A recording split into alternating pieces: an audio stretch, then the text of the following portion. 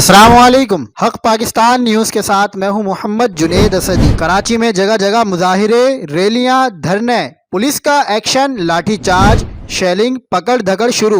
MQM का बल्दियाती काला कानून के खिलाफ वजीर आला हाउस के सामने धरना। तमाम तर रुकावटें हटा दी गई। कारकुनान पुरजोश।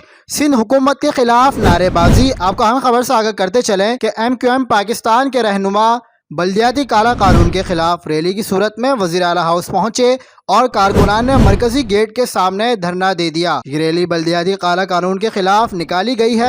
रैली का एक हिस्सा वजीर आला हाउस पहुंच गया।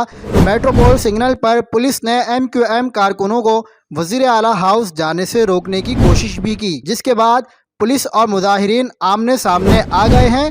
लाठी चार्ज और शेलिंग की जा रही है, जिसमें मुतअद्दिद मुजाहिरीन जख्मी हुए हैं।